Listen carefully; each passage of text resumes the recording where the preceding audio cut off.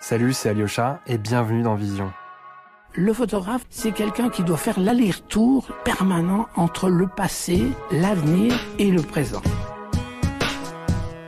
Au fond, c'est presque comme une histoire d'amour qu'on vit chaque fois. Mais c'est très frustrant de se dire que maintenant la photographie devient si facile. Et vous savez, aujourd'hui, tout le monde est photographe.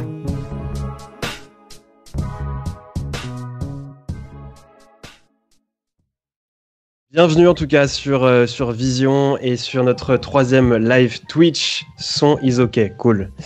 Comme d'habitude, ce live, je vous l'indique à chaque fois, sera enregistré, sera diffusé sur Twitch et aussi sur YouTube en rediff sur le long terme, sur Twitch pendant quelques jours. Vous avez le chat pour interagir avec nous. Je vois que c'est déjà le cas. Bienvenue à tous ceux qui viennent d'arriver. Programme d'aujourd'hui, je l'ai mis sur Instagram, mais voilà, on le retrouve à droite de l'écran. On va parler de photoreportage à l'heure du confinement et je vais m'entretenir avec trois photographes qui sortent en ce moment même pour documenter des villes endormies. Ah, tiens, je vois que mon écran a bougé sur Twitch. Mais en tout cas, nous parlerons de leur méthode de travail, la pratique du photoreportage dans sa globalité. Et puis, à la fin, on va aussi regarder un peu leurs images, ce qui va être super intéressant. Donc, restez jusqu'à la fin. Et puis, voilà, je serai accompagné par trois photographes pour en parler. Hello, alors ça bouge dans tous les sens au niveau des scènes, au niveau des écrans. Mais en tout cas, vous êtes bien là. Andrea, hello Andrea. Bonjour. Comment vas-tu? Bonjour, je vais très bien, merci. Adrien et Théo qui sont à droite de votre écran. Vous allez Salut. bien les gars? Ouais, ça va. Nickel. Bah, super. Je vous conseille comme d'habitude de regarder l'Instagram. Vous avez le pseudo de leur Instagram en bas justement de leur écran pour regarder les images, leurs images. On mettra aussi sur notre Instagram @podcastvision quelques photos après le live. Est-ce que vous pouvez vous présenter pour tous ceux et celles qui sont sur le chat? D'ailleurs, sur le chat, vous pouvez interagir avec nous comme d'habitude dans l'heure là, qui va suivre et nous poser les questions que vous souhaitez. Andrea, je te laisse commencer, te présenter un petit peu pour tout le monde. Bonjour tout le monde, merci d'être là. Moi, je suis Andrea Olga Mantovani. Je suis photographe maintenant depuis 4 ans. Et à la base, j'ai une formation de géographe. Voilà, j'ai travaillé pendant 8 ans dans l'environnement et dans des ONG internationales avant de me dédier à ma passion, la photo. Aujourd'hui, je travaille entre mes projets perso, mon gros projet perso sur les forêts primaires d'Europe de l'Est et des commandes pour la presse, et principalement, on va dire, pour le New York Times. Voilà. Adrien, je te laisse continuer. Adrien Vautier, du coup, moi, je suis dans le photojournalisme depuis 3 ans après être sorti de l'EMI-CFD à Paris. Je suis pigiste indépendant. Du coup, je travaille essentiellement pour les magazines d'actualité. Je pars sur des crises souvent. Enfin, en 2019, ça a été beaucoup de crises pour mon agence, le Pictorium, qui m'envoie. Et après, je réalise des sujets mag sur place. Super, voilà. Et Théo, pour finir. Hello, salut. Donc Théo Giacometti, je suis photographe aussi. Ça fait 5 ans que je fais plus que ça, on va dire. J'étais cuistot avant. Et puis voilà, je travaille aussi principalement pour la presse, Libé, Le Monde, Society, voilà. Et je travaille aussi pour Greenpeace assez régulièrement. Et voilà, c'est le gros de mon job. Je suis basé à Marseille, moi, et je travaille de plus en plus que sur Marseille, ce qui est pas mal. Ouais. Justement, du coup, vous documentez en ce moment même les villes pendant le confinement général dans toute la France et presque tout le monde entier. Comment ça se passe justement? Donc Théo, comme tu disais, tu es à Marseille, Adrien et André à Paris en ce moment. Est-ce que vous avez une méthode de travail spécifique pour ce reportage précis? Adrien, peut-être que tu peux commencer. Moi, j'ai pas de méthode particulière. Plutôt, je divague dans la ville un peu en essayant de suivre les grands axes et après de sur des petites rues, mais surtout sur les gros axes, et essayer d'aller à différents points toute la journée. Pour l'instant, c'est vrai que la première semaine, je suis beaucoup sorti, la seconde, moins. Mais surtout sur on va dire de la street photo, ouais, ou de la photo d'illustration pour la presse, essentiellement sur les 10 premiers jours. Ouais. Et pour Théo, par exemple, est-ce que tu as une méthode de travail spécifique également? On va dire que pour moi, il y a deux choses différentes. Il y a soit les jours où je suis en commande, où je suis vraiment sur un sujet précis, où du coup, je vais vraiment aller chercher quelque chose de précis et essayer de comprendre un de ces aspects du confinement. Et puis ensuite, il y a effectivement quelques journées où j'essaie d'aller comprendre un peu autre chose, de voir ce qui se passe dans la ville, d'être plus un peu comme un témoin. Et là, effectivement, en général, je prends mon vélo et je vise à peu près. Un coup, je vais au nord, un coup, je vais au sud, un coup, je vais. Voilà, et je me balade à vélo, ce qui me permet d'être à la fois assez rapide, de voir tout quand même en sécurité. Plus que si je prenais le bus ou le truc, je me sens assez safe sur mon vélo. Et puis voilà, après, technique de travail, non, on se protège, on fait un peu plus attention que d'habitude, ça c'est sûr. On en parlera probablement, j'imagine. Ouais, carrément. Alors, on a un petit souci au niveau des écrans, c'est un souci logiciel, c'est pas très très grave, mais ça bougera un peu pendant le live, c'est pas très très grave. Mais là, par exemple, on voyait Andrea en grand. Et justement, du coup, Andrea, toi, on en parlait juste avant en off, avant le live. Tu bosses pour le New York Times. Est-ce que tu peux nous expliquer un petit peu comment ça se passe? Bah, du coup, moi, j'ai une méthodologie, oui, de travail. Là, j'ai pas le choix parce que je suis en commande prolongée depuis le début de la crise du coronavirus en France et avant en Italie. Donc, moi, mes journées, elles sont assez rythmées. Je couvre à la fois du daily. Donc, ils ont besoin de photographier tous les jours pour avoir des documents tous les jours.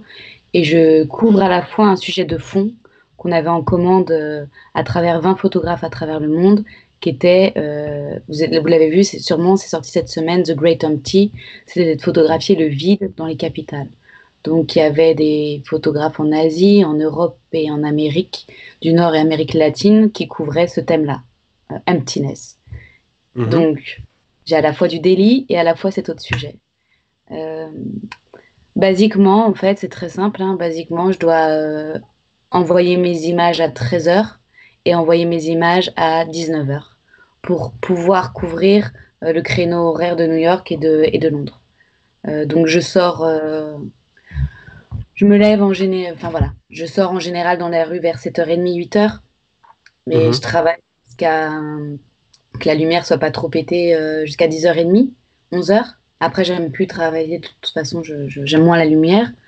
Et puis, je rentre comme une tarée. J'édite, je post-prod.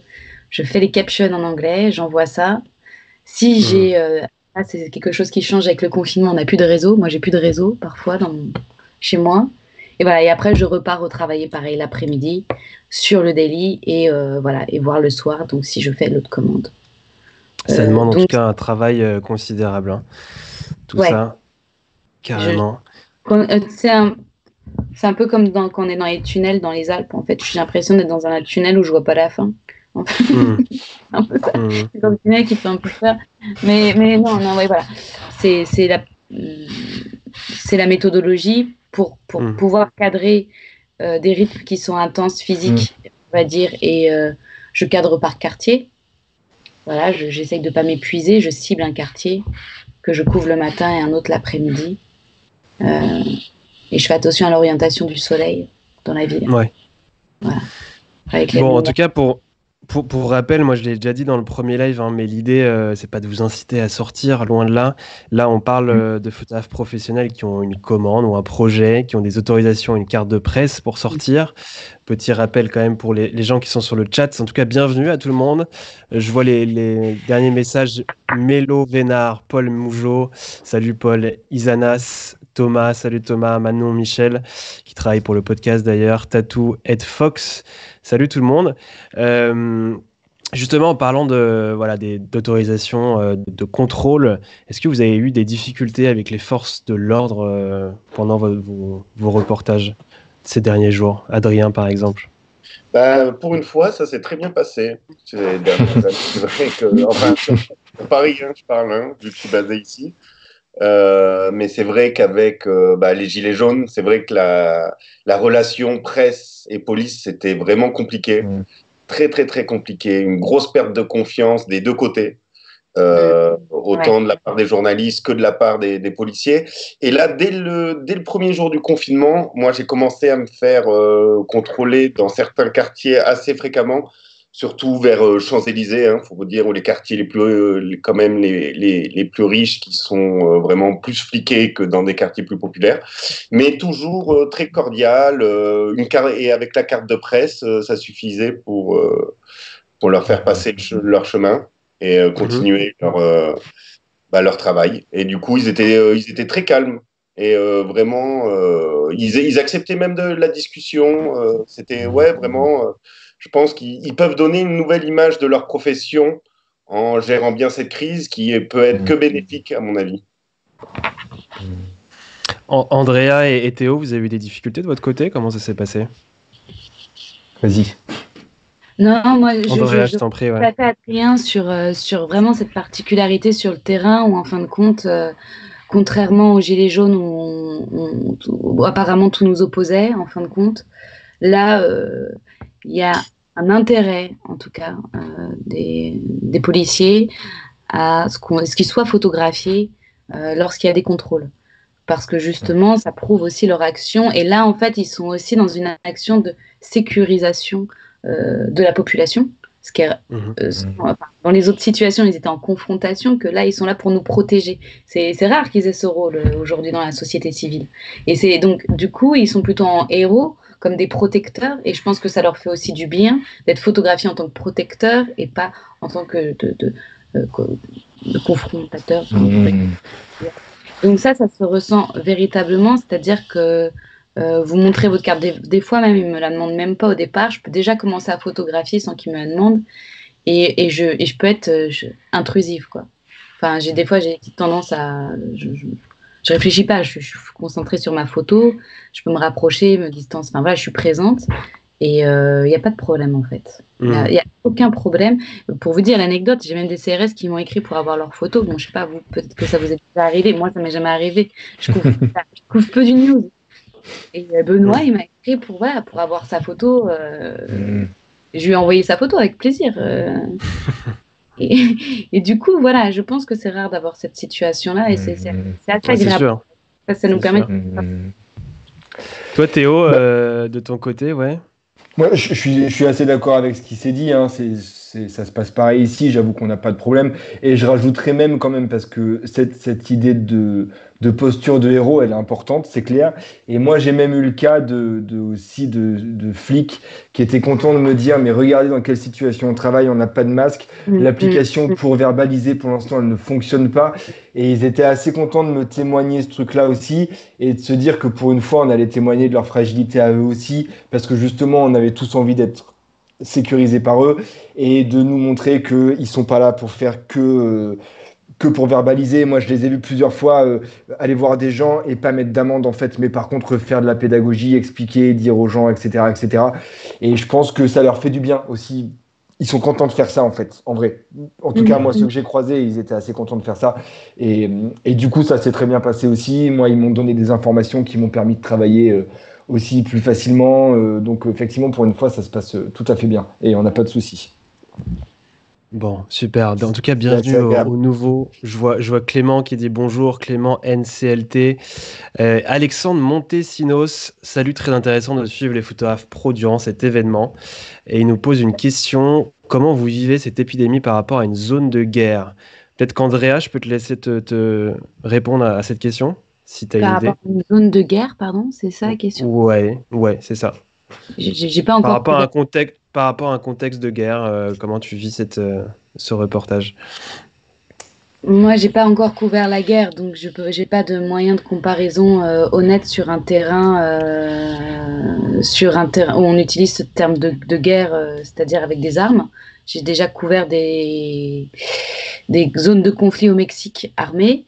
Voilà, pas la guerre par contre. Alors, je pourrais juste parler de mon expérience. le terme de guerre me dérange un peu dans certains sens, mais en même moi temps, aussi. voilà. Par contre, donc, on n'a peut-être pas la sémantique encore pour vraiment définir ce qui se passe. C'est une menace invisible, en tout cas, ça c'est sûr. Pour l'avoir, en fait, pardon, excusez-moi, je trouve un peu mes mots parce que j'ai comme des flashbacks, ça me fait penser à l'Italie. Lorsqu'on a commencé en Italie pour le New York Times, en fait, je partais sur une autre commande, je partais dans les Alpes pour travailler sur un glacier sur le changement climatique et on a été déboutés parce qu'il y a eu le premier mort, le premier cas, c'était le 23 février. On nous a demandé d'aller à Milan.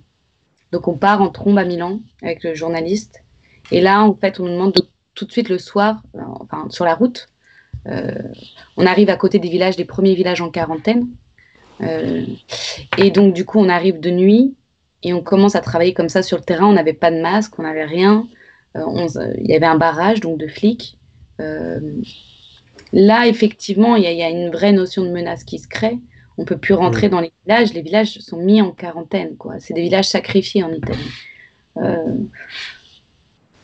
Dans les jours qu'on suivit, en fait, c'est comment une ville comme Milan, qui est une ville fashion, politique, économique, qui est la ville de l'Italie, enfin surtout économique, c'est complètement vidé. Et comment on a une menace qui est invisible et comment on vit dans la peur constante. C'est peut-être la notion de peur constante qui pourrait nous ramener à la guerre. Quelque chose. En fait, la guerre, quand on utilise ça, on parle de la peur de mourir. C'est tout ce dont on a peur avec le coronavirus, c'est ça ce bordel. Enfin, tu vois, ça nous ramène tous à ça. Donc du coup, comment cette peur qu'on a de mourir est partout, constante dans les rues, tous les jours, toutes les heures. Quand tu rentres le soir et que tu as couvert des zones compliquées, tu peux en faire des cauchemars. Je me suis réveillée des fois en pleine nuit à prendre des douches parce que j'avais peur de... Je me dis, tout d'un coup, j'ai des paranos. Donc voilà, comment tu vis avec cette peur constante de mourir, enfin de mourir. C'est un peu excessif parce que je pense qu'avec le coronavirus, c'est un peu excessif. Mais en même temps, on ne sait pas. On a des données qu'on n'a pas totalement. C'est vrai que c'est assez vague pour l'instant, en tout cas. Merci, en tout cas, Alexandre Montesinos, pour ta question. N'hésite pas, Augustin, à laisser, juste côté technique, à laisser les 4 scènes. Comme ça va être peut-être plus simple, parce que je vois qu'il y a des petits bugs visuels sur le live. On va peut-être laisser la scène où on est à 4, comme ça va pas trop bouger. Juste revenons un peu au contexte de la prise de vue. Bienvenue. Alors, Brinsig GGR. Alors, je lis hyper mal vos pseudos, je suis désolé. Selon Macron, nous sommes en guerre. Oui, effectivement. C'est vrai qu'il a déclaré ça il y a quelques jours. On va revenir un peu au contexte de la prise de vue. Comment définissez-vous justement le sujet du confinement pour vous? Surtout comment le définir en images? Théo, par exemple. Pour moi, il y a deux choses. Il y a ce dont on parlait un peu en off avant, c'est que le confinement, pour moi, il y a ceux qui sont dedans et ceux qui sont dehors, quand même. Et c'est vrai que pour l'instant, moi, je travaille clairement que sur ce qui se passe dehors. J'ai pas du tout encore, je me suis pas du tout accaparé le sujet de l'intérieur. Pour l'instant, j'ai pas trouvé ce que moi j'avais à en dire et je pense pas avoir quoi que ce soit à dire là-dessus.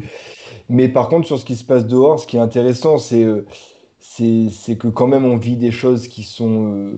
on a à la fois un sentiment d'être privilégié, de voir des trucs qu'on est très peu à le voir, parce que clairement, on voit bien que dans la rue, on n'est pas nombreux, donc ça nous donne ce sentiment-là.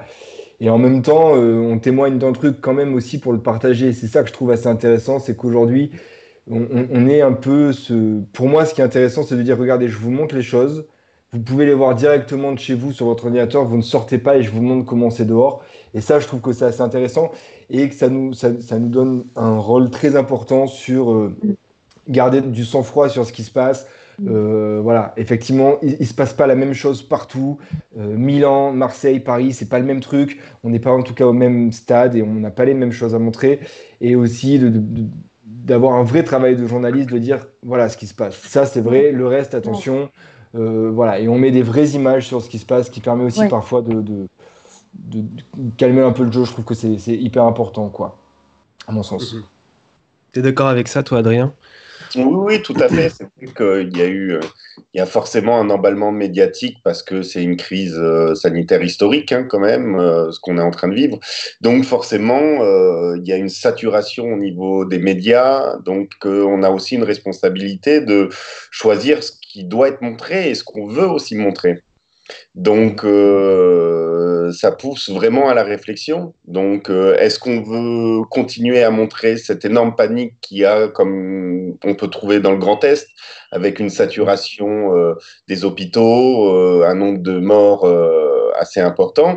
Et moi, je trouve que c'est pas ce que je vois forcément quand je sors à Paris, encore, en tout cas. Et espérons que ça reste de cette manière-là. C'est vrai qu'on trouve pas de morts dans les rues, comme on a pu le voir en Chine.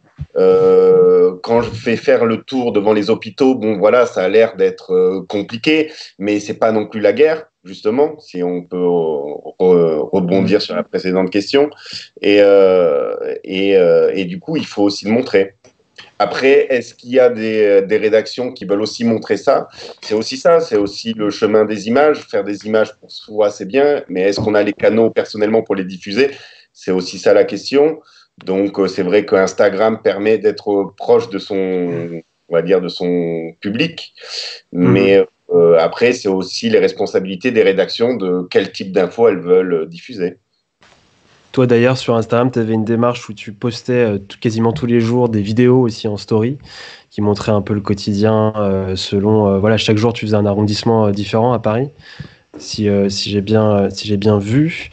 Ce qui était intéressant en tout cas dans la démarche, on a une question intéressante dans le chat, justement en termes de méthode de shoot. Est-ce que vous recherchez à montrer plutôt les espaces vides? Alors Andrea, de son côté, a déjà répondu, qui persiste en dehors.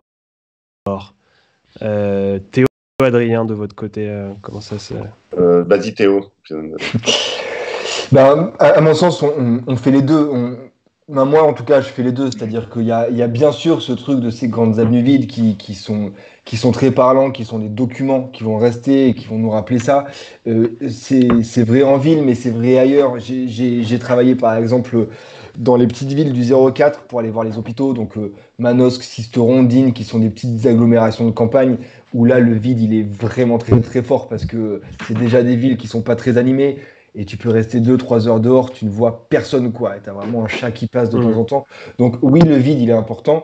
Mais d'un autre côté, moi, pour l'instant, je me suis senti plus utile et j'ai trouvé que mon travail avait plus de sens dans les interactions humaines, que ce soit les sans-abri qui sont dehors, les gens qui sont obligés de continuer à travailler dans les pharmacies, dans les kiosques, ce genre de trucs, ou dans les hôpitaux, etc., etc. Mais effectivement, pour l'instant, mon travail fait plus sens là-dedans, je trouve. On va en parler justement de vos images à la toute fin. On va montrer quelques images que vous avez faites voilà, ces derniers jours. En marchant voilà, des kilomètres là, tous les jours, est-ce que vous avez découvert d'autres aspects de la ville en général depuis voilà, le début du confinement? Toi, Andrea, par exemple, est-ce que tu as redécouvert d'autres aspects urbains? Moi, j'ai une histoire un peu particulière avec Paris. J'aimais pas trop cette ville. Enfin, je la dénigre pas, mais c'est pas une ville où je me sens attachée. Particulièrement, c'est une ville pratique aujourd'hui par rapport à mon travail. Et là, depuis 2 semaines, je suis en plein kiff. Hein. Désolée. Mais... Ah non, mais moi, là, en fait, tu vois, l'anecdote, par exemple, c'est que j'étais à Stalingrad, j'habite dans le 17e, et je demande un taxi. Je bouge que en taxi. Et le mec, Youssef, se rappelait de mon prénom, me dit « Hey Andrea !» Il dit mon adresse. Et tu vois, c'est pour dire comment Paris s'est réduit à une taille humaine. Et comment je pourrais le décrire, c'est que pour moi, c'est une ville qui avant était une vidéo. Ça bougeait trop vite. J'arrivais pas à... Et maintenant, j'ai l'impression d'être dans des tableaux, en fait. Et l'autre particularité, ce qui devient très dangereux à Paris, c'est qu'on traverse maintenant sans regarder, il n'y a plus de voitures. J'ai vraiment l'impression d'être dans mon village à Auvers-sur-Oise. En fait, je traverse et il va y avoir des accidents là, et c'est pas possible, il va y avoir des piétons écrasés parce que, en fait, il n'y a plus de voitures. Les taxis se rappellent de ton prénom. Ça devient un autre Paris. Est-ce que le sujet du confinement vous a demandé une adaptation particulière au niveau technique? Toi, Adrien, est-ce que tu as changé un peu ton matériel ou c'est toujours le même? Non, pas du tout. C'est le même matériel léger, hein, de toute manière. Je dis ça par rapport aux distances qu'on doit respecter avec les gens. Est-ce que par exemple, des téléobjectifs, par exemple? J'ai tendance à être Ah. proche quand je prends les photos. J'aime bien photographier soit au 28, soit au 35, mais être vraiment proche. Et ça, c'est vrai que j'ai pas été réglo sur les consignes de sécurité les premiers jours, ouais. Aïe, aïe, aïe. Même encore maintenant. Mais j'essaye. Après, du moment que tu postillonnes pas sur la personne, il n'y a pas de souci. Hein. Hum. Donc, Mais il paraît que tu l'as fait à un moment. ouais, il y en La a. légende. Craché dessus, ouais. Sur Twitter, c'est ce qu'il disait. Ouais, non, mais souvent quand je photographie, je parle après, en fait. Je prends d'abord la photo et après je parle. Donc, je m'éloigne à ce moment-là. Mais de toute façon, j'ai masque et gel désinfectant tout le temps sur moi quand je sors. Mhm. De vos côtés, Andrea et Théo, c'est pareil? Beaucoup de machines en jour de repos quand même. Du coup, ça s'empile. Moi, je désinfecte mon matériel, téléphone, clé, des fois carte bleue quand je rentre le soir pendant que je télécharge les photos, je désinfecte tous les équipements que j'ai utilisés pendant la journée. Masque, base. Maintenant, j'ai tout le temps des gants. Et quand même, distance de sécurité, j'essaie de les tenir.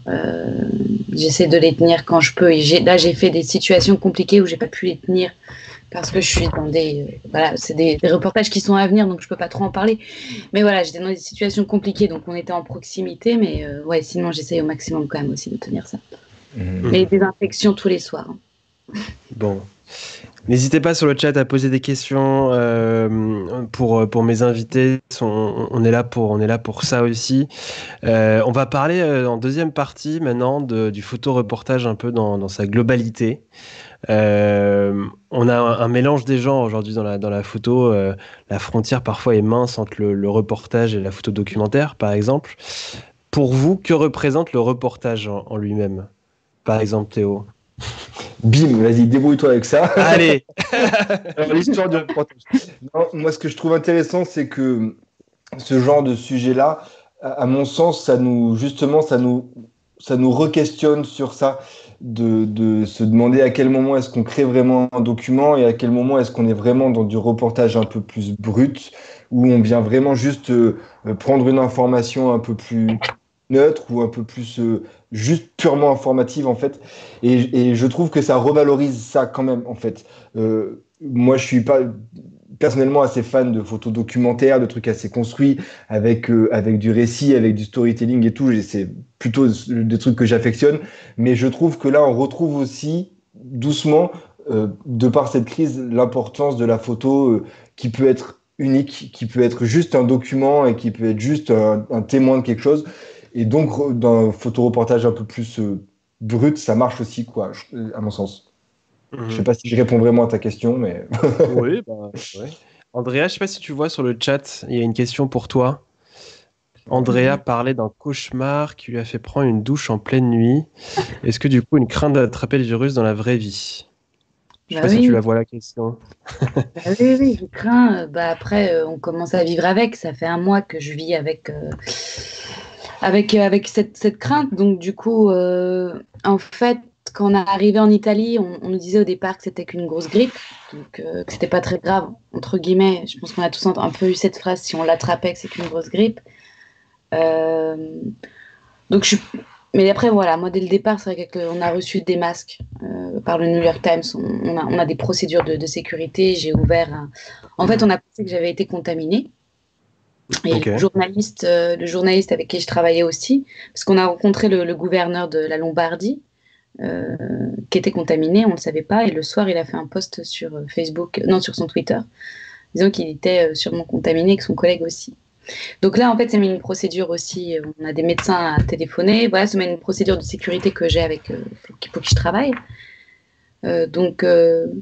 Oui, j'ai des craintes effectivement de l'attraper. Donc, notamment en Italie, j'ai eu certaines peurs. Donc, oui, j'en ai fait des cauchemars. Vous savez, typiquement, tu te réveilles en pleine nuit, tu as la main à côté de la bouche, comme ça, et tu j'avais peut-être le coronavirus sur ma main. Il est dans ma bouche, ça y est. Enfin, voilà, des choses où d'un coup, tu as l'impression que tu as du mal à respirer, tu sais pas si c'est la fatigue.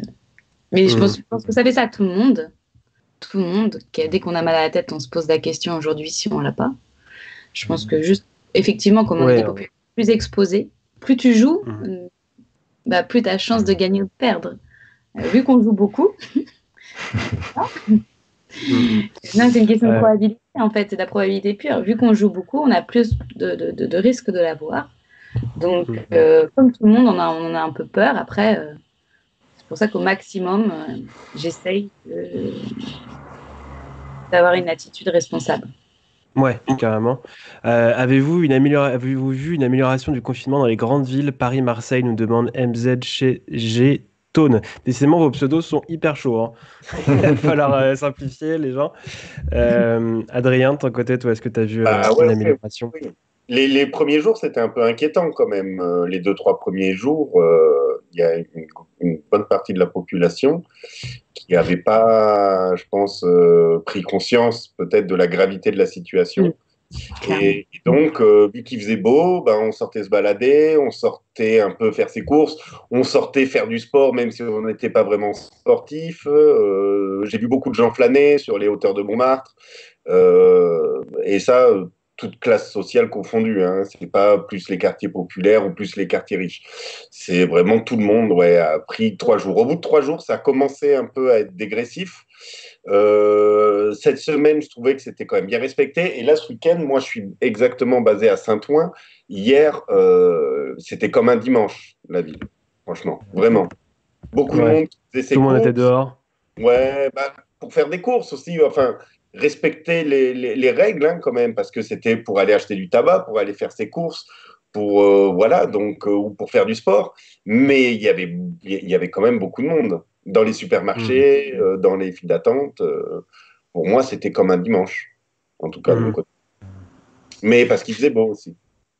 Alors, Alexandre Montesinos, pareil, salut Alexandre. Comment ça se passe avec le service hospitalier pour prendre des photos des patients malades? Ils vous laissent travailler ou certains sont réticents? Est-ce que vous avez déjà travaillé avec le service hospitalier de votre côté? Théo? Moi, j'ai effectivement essayé de travailler avec les hôpitaux. Ça a été très très compliqué. Pourtant, j'étais en commande pour un magazine. On a fait entre autres les hôpitaux du 04 pour voir un peu comment ça se préparait dans les déserts médicaux, en fait, parce que c'est des endroits où il n'y a pas d'urgence de nuit, où les lits de réa, c'est un rêve utopique. On a été franchement assez mal reçus par endroits, en se faisant vraiment pourrir direct. Après, il y a un hôpital qui nous a laissé rentrer, qui m'a laissé rentrer, pas le journaliste. Hein, ouais. Le journaliste. En fait, le journaliste avec lequel j'étais travaille sur ces hôpitaux depuis plus d'1 an, et donc ils le connaissent et ils savent très bien qu'il vient pas dire que tout se passe bien, quoi. Donc on a été un peu mal reçus. Après à Manosque, par exemple, on a été bien reçus, et j'ai eu le droit de rentrer moi dans l'hôpital un petit moment. Mais non, aller photographier les patients, je l'ai pas fait, ou alors pas de façon reconnaissable. C'était pas le cœur de mon sujet de toute façon, c'était pas forcément ce qui m'intéressait. Et puis, c'est pas trop ma façon de faire, de me pointer, d'aller photographier des patients dans un lit malade, quoi. Les soignants, ça m'intéressait à la limite, tu vois, mais non, les patients, je l'ai pas vraiment fait, quoi. Par contre, j'ai photographié beaucoup les gens qui faisaient la queue et qui essayaient de se faire tester à Marseille, à la clinique du docteur Raoult, dont on a beaucoup parlé là, où effectivement, là, il y a vraiment un truc particulier parce que c'est tous ces gens qui viennent se faire tester, beaucoup qui sont testés, qui viennent prendre leur traitement, etc. Et qui sont, alors la situation change au fur et à mesure des jours, mais ont commencé à s'étaler. Maintenant, il y a les marins-pompiers qui ont pris le truc, mais il y a quand même tous ces gens potentiellement malades qui sont là. Et là, oui, on a fait des photos en leur parlant, et il y en a des moments où ça s'est mal passé, des moments où ça s'est mieux passé. Ça dépend les. En tout cas, pour rappel, pour ceux qui n'étaient pas avec nous au début, on va voir vos photos à la toute troisième partie du live. Donc, par exemple, Clément qui nous demande de votre côté comment vous approchez cette idée de photographier des personnes dans de tels états. Bon, on va commenter les photos juste après. Si vous voyez des questions aussi de votre côté qui peuvent être intéressantes, je vois qu'il y en a quand même pas mal qui sont passées. Andrea, ouais. Ouais, non, juste pour les hôpitaux, en fait, faut savoir qu'il y a une procédure très longue administrative aujourd'hui pour pouvoir photographier. On rentre pas comme ça dans des hôpitaux à aller photographier des services qui sont aujourd'hui complètement débordés. On ne peut pas être, nous, en plus, une charge de stress ou de travail. Et au-delà de ça, et au niveau des organes de presse, et au niveau des photographes, il y a beaucoup de préparation à avoir dessus et de validation administrative. Donc, Bien sûr. et on n'envoie pas n'importe qui aussi photographier ces terrains-là. Après, je sais pas, ça dépend avec qui on travaille, mais il y a un très beau travail qui vient d'être publié en ce moment dans le New York Times d'un Italien qui s'appelle Fabio Buracelli, je ne sais pas si vous l'avez vu. Il a travaillé 2 semaines dans les hôpitaux italiens. C'est une charge énorme d'autorisation à avoir auprès des familles, auprès des hôpitaux. C'est très, très, très long. Il y a un gros travail de préparation dont on n'a pas toute l'idée quand on voit une image. Derrière une image, c'est 6 heures de préparation, de coups de fil, d'autorisation, voilà. Donc, Bien sûr. Bon, en tout cas, c'est intéressant tout ça. J'allais parler moi un peu du photoreportage dans sa globalité, mais j'ai l'impression qu'il y a beaucoup de questions quand même sur le reportage pendant cette période-là de confinement. Jacques Merel nous demande, qu'est-ce que vous pensez des photographes amateurs qui décident quand même de sortir pour documenter ce qui se passe autour de chez eux? Toi, Adrien, qu'est-ce que tu en penses? Je trouve que c'est une démarche légitime. Au moment qu'on respecte les règles qui sont imposées par l'État, c'est pas à moi d'en penser quelque chose de mal. Donc, si le mec il sort parce qu'il fait des photos pour aller acheter sa baguette, il voit pas où est le problème. Si ça reste comme ça, et c'est vrai que on a le droit quand même de sortir à certaines occasions. Donc, s'ils profitent de ces occasions-là pour faire des photos, tant mieux. Tant mieux. Mais après, si par contre, ils en abusent vraiment, c'est là où ça devient un problème. Mais si tu restes dans le cadre de la loi, il n'y a aucun souci. De toute façon. Et puis nous, les journalistes, on n'a aucun rôle de policier dans cette histoire-là. On n'est pas là pour faire la morale ou pour aller dire aux gens de rentrer chez eux. Bien sûr, c'est clair. Comment réagissent les gens dans la rue quand vous les prenez en photo? Est-ce qu'il y a plus de méfiance qu'avant, nous demande Mélo Vénard. Toi, est-ce que tu as vu, Andrea, plus de méfiance qu'avant pendant tes prises de vue? Oui. Il y a des moments, c'est compliqué. En fait, le début, forcément, tu vas aller cibler sur certaines photos des personnes avec des masques, avec un arrière-plan qui t'intéresse. Donc, tu sais que la personne, elle est photographiée par rapport à ça. Il y a des moments qui peuvent être, qui peuvent être un peu plus compliqués. Voilà. Quand, des fois, vous savez, quand c'est un peu longtemps ma journée dehors tout seul, je suis avec la copine au téléphone, qui est aussi photographe, et je l'entends. Alors, voilà, son cité, elle est en Allemagne, elle travaille aussi pour New York Times, et je l'entends. Oui, ok, j'efface. Vous voyez, je retrouve les mêmes problèmes. Après, je suis avec l'autre avec qui je travaille pareil, on s'appelle. Oui, bon, et je vois, et lui aussi, il me demande d'effacer les photos. On rentre dans des... Il y a des conflits sur le terrain, il y a des conflits qui sont exacerbés effectivement par le port du masque, des personnes qui se sentent plus ciblées. Ouais. Moi, personnellement, en tout cas, c'est un... Ouais, Théo, vas-y, je t'en prie. Je pense que il y a l'histoire du masque aussi, puis il y a d'autres choses. C'est que autant il y a des mecs qui jouent le jeu parce qu'ils comprennent qu'on documente un truc et qui sont plus cool que d'habitude, mais il y a aussi des gens qui comprennent qu'ils ne devraient pas être dehors. Moi, j'ai eu des mecs un mec qui est venu me voir, que j'ai pris en photo, il était petit sur ma photo, on va dire, en plan un peu large, et qui est venu me voir en me disant non, je veux pas être sur votre photo et tout, et je dis non, mais vous êtes tout petit, en fait, on vous reconnaît pas. Ouais, mais je suis censé être en télétravail. Donc forcément, il voulait pas être sur la photo parce qu'il devait pas être dehors, en fait. Donc je pense qu'il y a aussi ça qui joue parfois, quoi. Ouais, complètement, quoi. C'est sûr. Bon, après, ce que j'allais dire, moi, qui fais beaucoup de photos de rue à Paris, il y a quand même toujours une méfiance globale des gens, confinement ou pas. Mais voilà, je voulais aussi parler des agences et des collectifs de photographes de presse. Vous êtes tous les trois, du coup, soit chez Hans Lucas, soit chez le Pictorium. Pourquoi vous avez fait ce choix de rentrer dans une agence ou un collectif, de votre côté? Adrien, par exemple. Moi, j'ai pris le temps de réflexion à la sortie de l'EMI pendant presque une année avant de me décider vers quoi j'allais me tourner.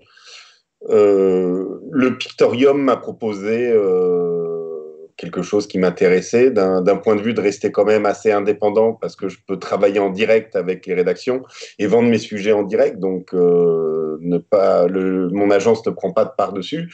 Et d'un côté, je peux envoyer mes images pour qu'elles soient présentes sur les banques d'images. Et s'il y a des ventes via ce système-là, ils prennent 50%. Et en plus, de temps en temps, ils m'aident, ils me payent un billet d'avion. Ils m'en ont payé deux en 2019. Donc, c'est un peu tout bénef pour moi. Donc, j'ai choisi cette agence-là parce qu'il y avait ce deal, vraiment. Mmh. Et vous deux, chez Chance Lucas, nous trois d'ailleurs, parce que moi j'y suis aussi, pourquoi vous avez fait ce choix? Vas-y Théo. Bah, en ce cas, moi, je pense que j'ai pas trop hésité. En fait, il y avait plusieurs choses qui me poussaient à aller chez eux. La première chose, c'était la forme qui m'intéressait, cette espèce de plateforme où on reste à la fois complètement indépendant, mais où on a à la fois derrière une communauté. Et moi, c'est principalement ça qui m'intéressait, c'est qu'en fait, on est nombreux. Et même si on nous le reproche, c'est aussi une force de proposition pour régler des problèmes au quotidien que je trouve très forte. Il y a quand même une certaine écriture, même malgré tout ça, il s'en dégage quand même une écriture relativement contemporaine, assez numérique sur les formes d'approche des choses qui m'intéressent. Et je trouvais que voilà, j'ai le sentiment d'être encore complètement libre, c'est-à-dire qu'on ne m'impose jamais aucun sujet, aucun travail. Je fais mon job, je fais ce que j'ai envie de faire. J'ai des gens qui m'aident et qui me conseillent, et personne ne prend de thune sur mon travail. Et ça m'intéresse aussi parce que ça me laisse quand même aujourd'hui la liberté complète de mon travail. C'est ce qui me plaît pour l'instant. Bon, bah super.